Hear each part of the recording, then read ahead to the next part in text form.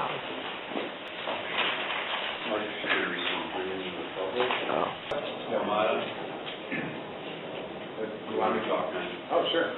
About the 30 days of local Right. video? You ready for that? Okay. I'm with Act for America. I'm the local Greater Cleveland chapter leader. And I have business cards if you'd like. And I'm just here to take in the proceedings and report the information to headquarters in Washington, D.C. They're very serious as to the outcome of this case, or this issue. Thank you. Michael Goldstein? Yes. Hi. I'm also here to speak about the video, Islam in America, 30 Days.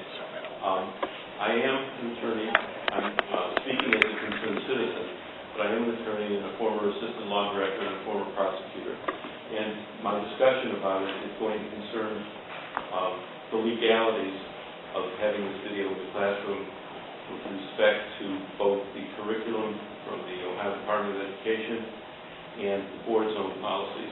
And if you think it would be more appropriate, I could speak to it when you get to item 10 on the agenda rather than right now. But if you want me to go forward now, I will do that. We have three of the public before and then after, so it'll be appropriate. Okay, well, that's fine. I would ask your indulgence because it's going to take me more than the 5 minutes. I mean, it's in your rules, I'm afraid. If you want me to stop at any point, I will. Yeah. Okay. I want to analyze this video. I've seen the video and taken a lot of notes on it. Now, it's my understanding that the video comes before the board as a result of a complaint by a concerned parent from one of the 7th grade classes. And there was a committee set up by the superintendent, I understand. It's my understanding that only a couple of issues about the credibility of the video were dealt with in that meeting, and as far as I can tell, they were fairly minor points dealing with credibility. And I can speak to those, but there are very much more serious problems with the credibility of this video. The board's policy for that committee meeting states that the committee is going to look at the appropriateness of the video, the accuracy of the video, the objectivity of the video, and how it's used. Now, I speak in a very minor way about the appropriateness of the video for the age group of the children in that class. Thinking back to the 7th grade, I know how I was, and having had children and having grandchildren now, I think that, in my opinion, this material, which is based on a sophisticated presentation of many aspects of religious, cultural, and political Islam, is singularly inappropriate for a 12-year-old student to attempt to evaluate its contents rationally and without any confusion. But it's the inaccuracies that concern me the most with respect to what the board is supposed to evaluate, the committee is supposed to evaluate, which is required to evaluate. It's my understanding a couple of minor things were looked at by the committee concerning statements in the video about the tenets under Judaism about the Messiah. Statement in the video was wrong, that Jews are waiting for the Son of God, the Messiah, to save them. It's not a tenet of Judaism. In Judaism, the Messiah is supposed to be a descendant of the house of David and doesn't have to be the Son of God. So that was just wrong. But it's a minor point. And also, has everybody seen the video? Yes. Okay, good. Well, you will remember that at one point, Dave's instructor in the mosque tells him that in Judaism and Christianity, alcohol is forbidden. It's certainly not forbidden in Judaism. It's a major requirement to go out on the Sabbath and for certain Jewish holidays, including the Passover Seder coming up in a week, which was in Christianity the Last Supper. So, at any rate, with some Christian sects, of course, alcohol is forbidden. With others, it is not. And I think it might be a little confusing for a 7th grader to be watching a video to hear that alcohol is forbidden to his Christian parents or to Christian parents when they actually have a cocktail once in a while before getting home from work. So I think it's inappropriate that it was there, but it's not all that important, I think. Now, it was arranged by someone, perhaps the video's producer, perhaps the CARE attorney, Council for American Islamic Relations attorney, who speaks with Dave at different points in the video, for Dave to appear in a talk radio call-in program on WJR in Detroit. which you can get here on 760, by the way. Do it. Dave stated on the air that he was a Christian living as a Muslim for 30 days. A caller asked, why don't Muslim clerics denounce terrorism? Dave's response, although failing to answer the question directly, reflected the inaccuracy of the teaching he received at the mosque and which he's passing on to our students. He said, if you look at the true teachings of Islam, it's not spread through the sword. Their teachings are misunderstood. An accurate statement on the issue of the spread of Islam through Arabia, North Africa, and into Europe, which is, after all, a subject which is supposed to be covered in these classes according to curriculum between certain years, 450 BC to 1600 AD. That would have contained information that Islam was indeed spread through the sword and not peacefully. When the Jewish tribes in Arabia in the 7th century refused to convert to this new religion for Muhammad, he killed most of them and drove the rest out of the Arabian Peninsula, and they are still absent from the Arabian Peninsula ever since. In their subsequent campaigns through North Africa, as I'm sure the district's 7th grade history teachers know, Islam's armies gave the indigenous populations 3 choices. 1, convert to Islam. 2, submit to Islam. The word Islam means submit. By paying and continuing to pay a special tax to be allowed to live as a second-class citizen under Islam. This privilege was granted by Islam to Christians and Jews and Zoroastrians only as people of the book. Pagans were killed outright. The 3rd choice people had, if they wouldn't convert or submit, they would be killed. So that's not exactly the peaceful spread of Islam, which was also in North Africa and Spain, the other way around into Austria finally. Now, Dave's public rendition on the radio of what he was taught at the mosque in this regard is an inaccurate statement inculcated in our children by means of this video. They're supposed to be taught the truth in our classes about the subjects in their curriculum. Here they are taught a base misrepresentation on an essential topic. There were also inaccuracies by omission in this video. The man on the street's statements, where they had a word and an automatic response from the respondee, which were frightening, But the video shows only this brief clip at this point. Will the students understand that although the film doesn't address the issue, there may have been other, perhaps many other interviewees who provided responses much more positive to Islam than were shown in the film. In not providing such other information, the producer was demonstrating his bias toward leading the audience to a belief that Islam is feared by ordinary American citizens. Although perhaps an unedited version of this portion of the video may have shown the opposite. We don't know because the producer doesn't tell us. The implication that the children get is that all Americans fear Islam. The objectivity of the material. The content of this video is inherently non-objective. Its object is clearly to portray Islam in the best light possible, especially when compared with Christianity and Judaism. If you notice the cartoon figures in the movie. They have hands. Yeah, okay, well, but they saw them. Jews, the figures of Jews, Christians, and including Jesus, I think, and Muslims, the Jews and Christians look sad or outraged. In contrast, the Muslim in the cartoon gives the audience a thumbs up for Islam. So it's biased, it's not objective. Periods of militancy and brutality of Islamic expansion, particularly during the period covered by the curriculum, are ignored in the video. Assertions of peacefulness are conveyed but without specific support. American Muslims are portrayed in this video as victims. CARE's attorney, Harris Ahmad, who's actually the president, legal advisory board president, and former executive director of CARE Michigan, tells Dave in the video that American Muslims do not need to apologize for 9/11. This is a straw man argument, in that Americans are not asking American Muslims to apologize for 9/11, and I don't remember anything like that happening after 9/11. He presents a non-existent premise and then knocks it down. It's doubtful that Dave understood this, and our students will probably assume from the video that American Muslims have, in fact, been asked to apologize for 9/11. The fact that most American Muslim organizations, most, not all, have failed publicly to condemn terrorism, which would be quite different from an apology, is not mentioned in the video.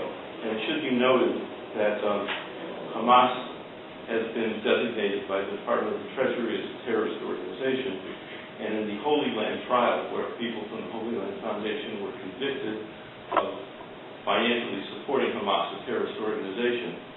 CARE, the Council for American and Islamic Relations, where this advisor today is the president in Michigan, hasn't, in that trial, was declared to be an unindicted co-conspirator with the Holy Land Foundation. So I think that affects his credibility and the video's credibility also.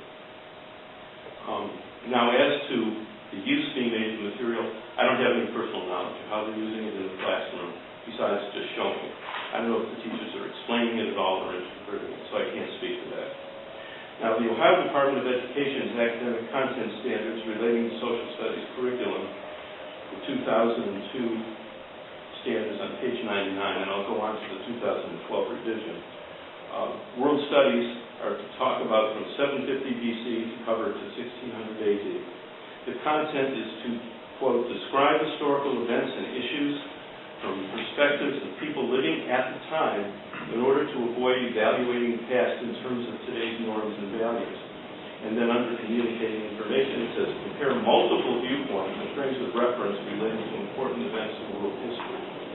Then in the extended social studies standards that came out last April 2012, on page 6, states the content of teaching about Islam is to include, under feudalism and transitions, achievements in medicine, science, mathematics, and geography. It states that the Islamic civilization dominated most of the Mediterranean after the decline of the Roman Empire.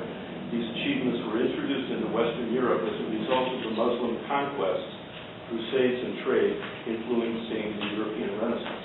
That's what the class is supposed to be teaching.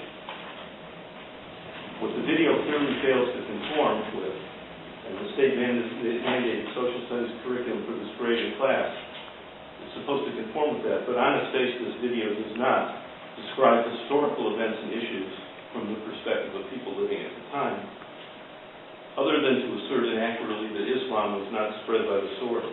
It deals with today in America. It does not deal with North Africa and Europe between 750 BC and 600 AD, as the curriculum requires. And on that basis alone, at its best, this video is irrelevant to this class and must be rejected. And then we have the policies of this board. Policy 2270, religion in the curriculum. The policy states, based on the First Amendment's protection against the establishment of religion in the school, no devotional exercises or displays of a religious character will be permitted in the district in the conduct of any program or activity under the jurisdiction of the board. Instructional activities shall not be permitted to advance or inhibit any particular religion or religion generally. In this video, quite strikingly, Dave has shown studying diagrams of how to pray to Allah in the Islamic manner, and then we see him actually praying in the mosque. This is unarguably devotional exercise and a display of religious character, which is in fact being permitted in the district under the conduct of the program, an actual academic class, which is under the jurisdiction of the board. Further, the video is an instructional activity which advances a particular religion, Islam, and as such it is specifically not to be permitted under this policy. The entire video, content of the video, is proselytizing on behalf of Islam. The policy goes on, an understanding of religions and their effects on civilization is essential to the thorough education of young people and to their appreciation of a pluralistic society. That end, curriculum may include, as appropriate to the various ages and attainments of the students, instructions about the religions of the world. In connection with the required curriculum, this video does not qualify for inclusion. To qualify, the video could only include, in this case, the effects of Islam on the civilization of North Africa and Europe between those dates I specified before, not the Islam of today in America. And the video is religious instruction on Islam, in Islam, not an exposition of Islamic culture. It isn't talking about Islam. It is talking Islam. The State Board of Education is responsible for setting the curriculum in Ohio schools.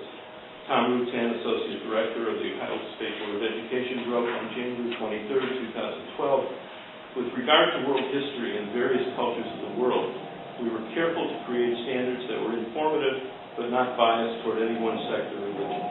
We believe students of the 21st century should be able to learn about different peoples of the world without any proselytizing of any kind.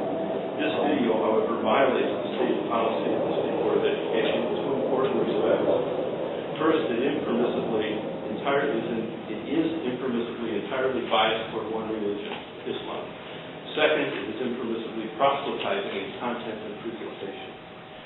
I conclude, and I hope you will conclude from this evidence, that it is clear that the video does not meet the constitutional and regulatory standards of this board for inclusion in the 7th grade world history class in this district, and that in fact it violates almost every applicable Board of Education standard.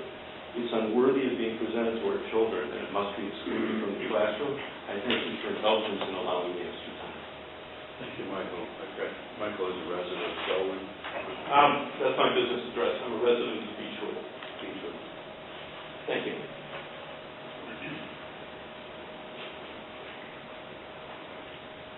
Ed Dean, resident of Wilmington Falls. First of all, thank you for allowing me to speak here. I am a resident of Wilmington Falls on Mapleway Drive. I've had 3 children go through the school system here at Wilmington Falls. I'm a former councilman in Wilmington Falls. And when I heard about the inaccuracies of the film and what's being presented, I took a strong objection. Further research, as far as it is even allowable, led me to reading a statement by Northeast Ohio Educational Association, resolution adopted on November 12, 2011. It's under E for religious heritage in instructional materials, and I quote, "We believe the educational materials should objectively portray the influence of world religions in the social and historical development of our nation and world culture. We further believe that legislation, regulations, or policies that mandate or permit the teaching of sectarian doctrines in the public schools violate the principle of separation of church and state and the rights of teachers and students." Clearly, in addition to the distortions that the film presents, the consideration that it is via a 200-year-old custom of a violation of church and state is quite apparent. There is nothing in the Constitution, U.S. Constitution, that says, there's no law that says that, but it's been a custom for over 200 years. You do not violate church and state. This film clearly is a violation of separation of church and state, number one. Number two, the film is being presented to 7th graders who are not adults. By definition, adults are 18 or older who have the sound mind and body to make a determination of right and wrong. The wrongs, the inaccuracies presented in this film, I believe the students are not in a position to address. And it is clearly a violation of church and state. For example, why was the Lord's Prayer banned from the schools saying the Lord's Prayer, which was once part of our history, culture, and heritage? If you go upon the principle of allowing something which is so distorted in our classrooms, then why not introduce communist theology for their interpretation of young adults who are not of sound mind or body? Clearly, it's an obvious violation of the principle of separation of church and state, and I strongly urge that it be rejected. As a person, as a Christian, as a citizen of Olmsted Falls, as a former council member, I'm taken aback by even having to address the issue. Thank you for hearing. Thanks, Ed.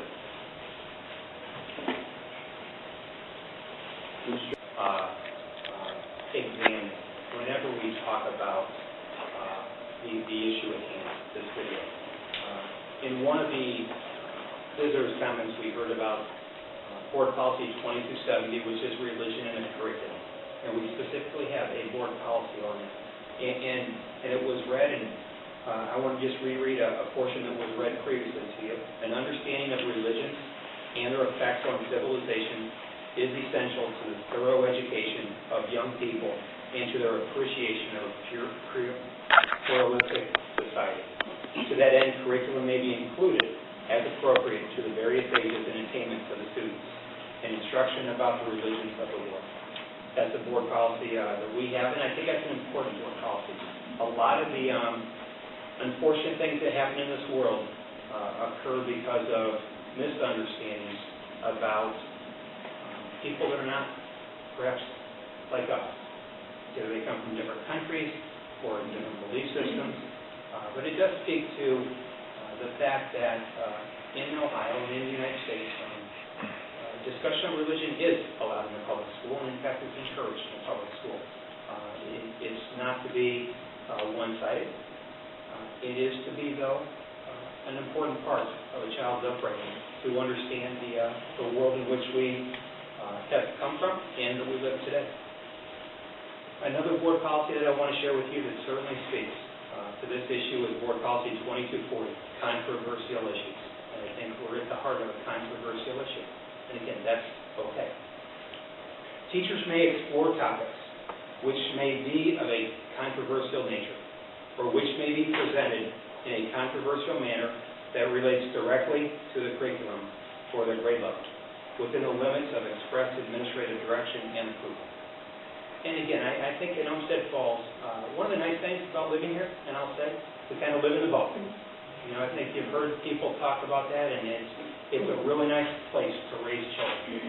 And at the same time, because it is the bubble, when we're talking about giving children an education that's going to serve them when they leave the bubble, it's important that we bring things that are different from the way they are in Olmsted Falls.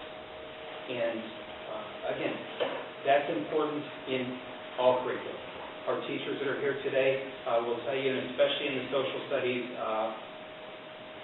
area, kids like to discuss things, current events especially, and we want to encourage the discussion of current events in all of our social studies classes, because that's how kids relate today to what sometimes they view as kind of detached historical facts that are meaningless.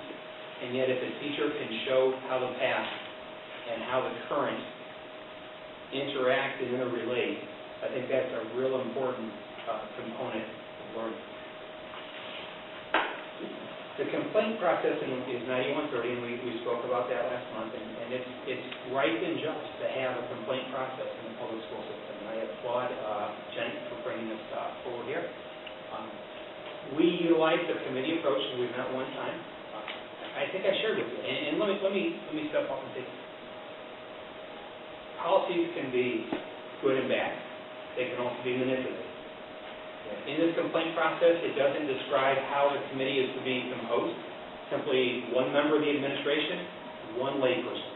It could be a committee of 2 people, and you could stack that any way you want. And we could, I could come here tonight and give you a recommendation based upon 2 people looking at this video that I could have guaranteed before they watched the video where they would have stood. We didn't do that, because that's not what Olmsted Falls is about. We're about having collaborative discussions. We're about having discussions where we bring people together who are intelligent and not necessarily like-minded, because you get further growth when you have discussion. And so when we set the committee, we brought in and utilized the services of our clergy in this community. Obviously, the concerns that were expressed were concerns that there were misstatements made in the video about the Christian religion. And last month, the 2 complaints, or concerns I should say, were the issue of alcohol and the issue of worshiping the same God. And so in bringing the ministerial association together, I specifically asked them to discuss those 2 issues. We could have talked for hours and hours about the entire video, and likely would. The concerns expressed the last month were around those 2 issues, so we confined our discussions to those 2 items. Would members of the clergy promote this video to be shown? No.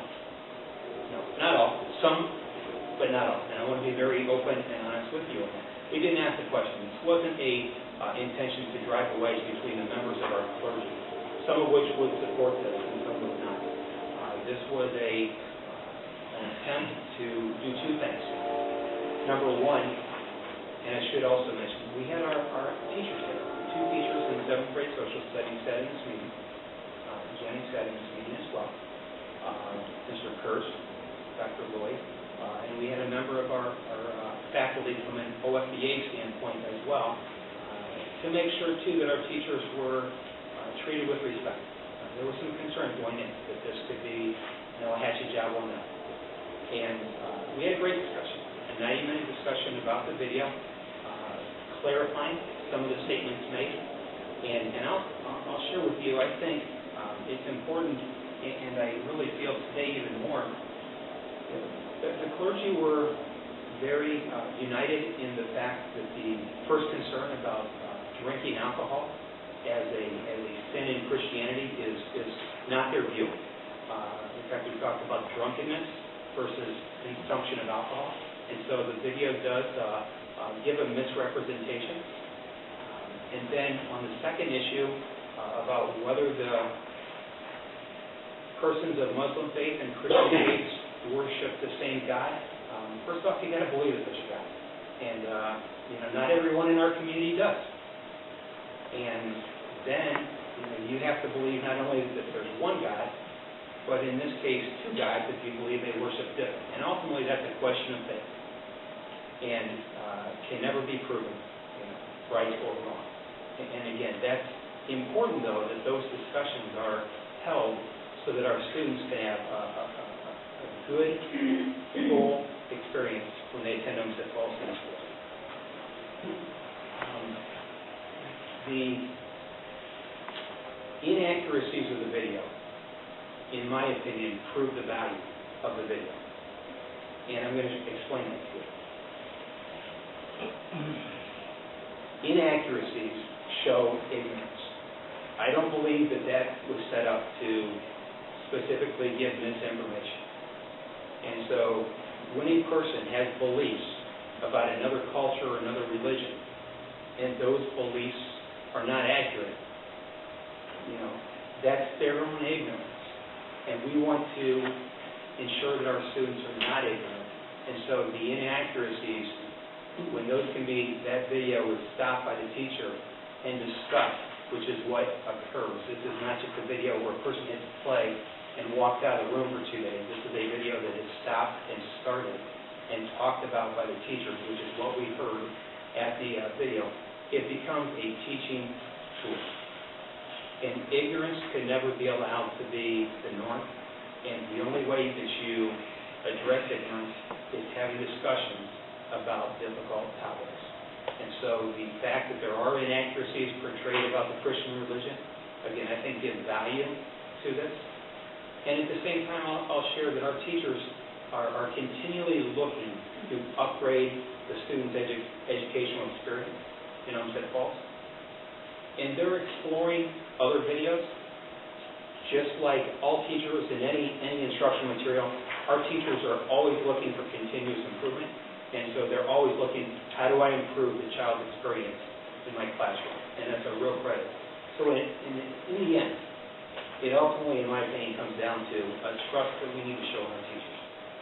That they are going to follow the curriculum, they're going to supplement the curriculum, they're going to insert controversial issues, they're going to have dialogue, and they're going to do the best of their ability what they can to give our students the optimum educational experience. And I do trust our teachers. They did a great job of explaining to the clergy how they operate their classroom. And at the end of the day, that's why I have peace right now with this video being shown. Two of my daughters have gone through the class. If I were to be here next year, my third daughter would, and I have no problem with them watching this video.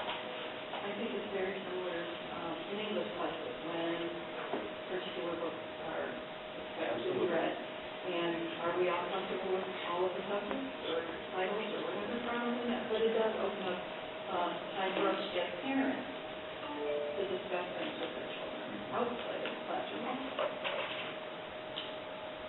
Also, I would remind the board, our policy does give any parent the ability to have their child removed if they're uncomfortable with it. You mentioned books. We have parents that would choose not to have their children read certain books. It doesn't mean we remove the book from the library. parents that ask that their children not be a part of certain topics. It happens in health class on occasion, and that's always an option for the parents in our community.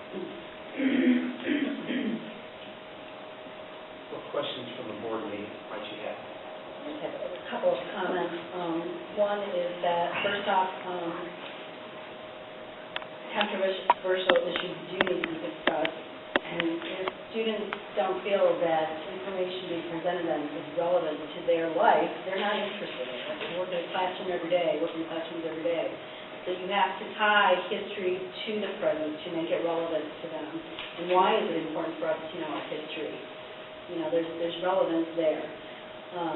And also, with all of the access to so much information on the internet, students more than ever need to be critical thinkers and need to look at information, who's presenting the information, and what's the motive of the person that's presenting or the group that's presenting that information. And they have to analyze and critically think about everything.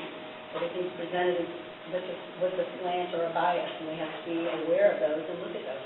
And if you don't tell students that or teach students that, they don't know that automatically. They think everything they see on the internet is true. So, and the other thing I wanted to add is I work right down the street in a very diverse district, unlike Olmsted Falls, where we have huge minority population. We have a huge Muslim population and Islamic people in our population, and I can tell you that after 9/11, they felt that they were being treated the way the video portrayed. And it was very hard for our students and their families to deal with some of the things. So I think that we need to be aware of everybody's feelings on both sides of whatever issue we're looking at, and how your feelings and what you say and what you think affect other people too, which is all part of teaching tolerance and teaching diversity. Doesn't mean we all have to be on the same page and we all have to agree, but that's why we live in America, because we don't all have to be the same. So it's actually a wonderful thing. So I really appreciate the process that we used to look at the video, and that we brought all the different clergy members in and opened it up much broader than we needed to, and really extended the whole process. I have mixed feelings about this one. You know, there's some great points that were brought up here. I'd be honest with you, when I first heard about this issue a long time ago, I've only been a board member for a little over a year now. My knee-jerk reaction was, wow, we're getting into a pretty deep level of religion into our schools. And that separation of church and state was kind of first in mind. Now, we have a policy that says it's okay. It's okay to bring some religion to the table to enhance the learning experience here. So where I'm at right now, I guess the biggest concern I have no problem with actually it being inaccurate at times, because if we are in fact using it as a tool to stop and say, hey guys, this is inaccurate here, and if we're using it that way, I don't have a problem with that piece. Where I struggle with this is the equal airtime piece. So if we're spending X amount of time learning about the Muslim religion, are the other major religions getting equal airtime? Christianity, Catholicism, Judaism, Buddhism. You know, are we talking about those religions in this amount of depth? And I don't know the answer to that. I'd like to know the answer to that. I spent the last 16 years in adult education, you know, helping large organizations train their workforce. And I can tell you the biggest skill that's missing out there is the critical thinking and the analytical thinking. We're just not preparing our kids for the workforce in that manner in general. And I think the controversy piece of it does enhance that. So I guess where my position is if we're at this level of teaching Islam and teaching about all the good things about Islam in our history class today, I wonder if we're giving equal airtime to the other religions. And if we're not, why not? That's something I'd like to I'd like to learn more about. If the board will allow that, I will give a follow-up with him, see what our next step is, if we need additional meeting, or input, recommendations, if we need that. Will allow me to work with the superintendent on that, and then put that up here. I appreciate that, thank you. Great comments as usual. Any other questions? Next meeting is April 18th. Fall. If there are no other questions, I will take a motion to adjourn. So